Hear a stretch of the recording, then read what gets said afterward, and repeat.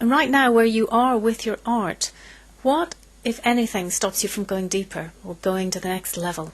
What stops me going deeper right now? There's this one big, massive excuse all the time. It's called life. You know, I can't do it now because I'm getting up. I can't do it now because I'm having my breakfast. I can't do it now because I've got to go to the shops. And so on and so forth. I've got to earn a living. I've got to do this. I've got to do that.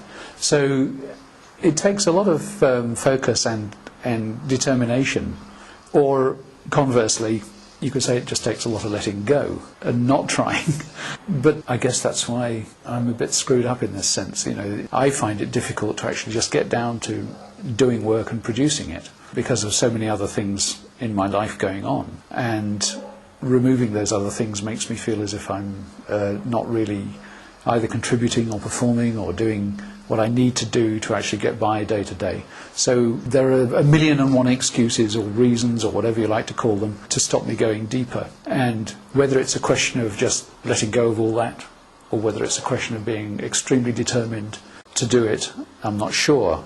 But I guess I'm not really doing it enough. And I think in a way it's just a question of just getting on with it without thinking too much. You know, whatever opportunity comes along, just take it. Because it's amazing how short the days are. Incredible. Even when I'm on holiday, the days seem so short. So where does letting go take you? If you were to let go, what would happen? What would start to show up? It can be a bit of a scary place, I suppose, which is why, you know, there's a great tendency to avoid. It's like we were talking about the other day. We keep talking about this thing, you know, you see on the web a lot about live your dreams.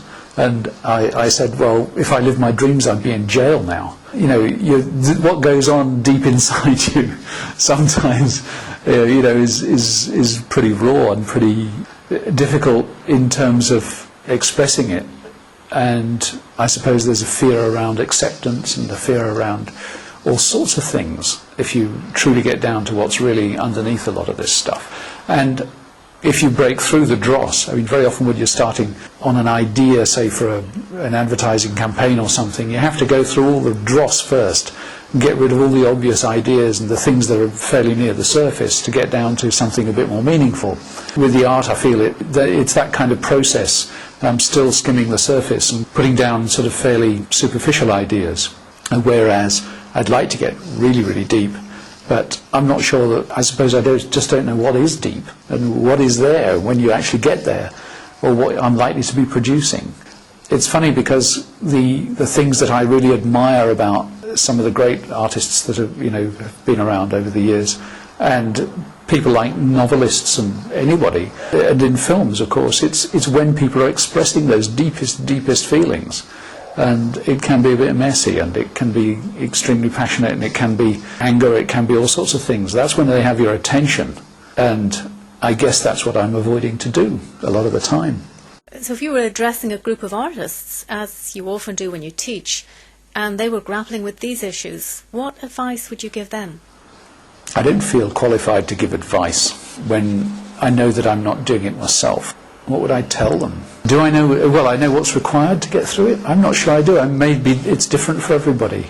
You know, we all have our conditioning and upbringing and so on and so forth. So we all go through different experiences in life. And for some people, really it doesn't matter what they say about themselves. And for others it does.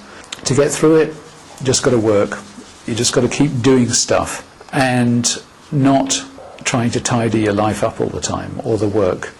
But just really, really dare to express what is going on, whether you write it down or whether you draw it, whether you paint it. Because it's when you really express something that's really going on deep inside you. The funny thing is, that's what's interesting for other people, because you're reflecting very often something that's going on inside them too.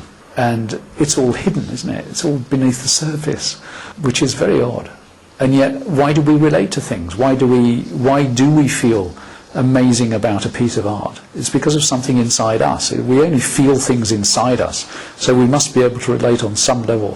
When somebody does something that's extremely passionate and emotional, there's something that stirs something extremely passionate and emotional inside us. So it feels like a huge risk, and yet it's probably the only worthwhile thing to do with the art. Thank you, Mr. Evans. That was very illuminating. You're very welcome. Is that the end of this interview? Cut. Okay. That's it. Cut.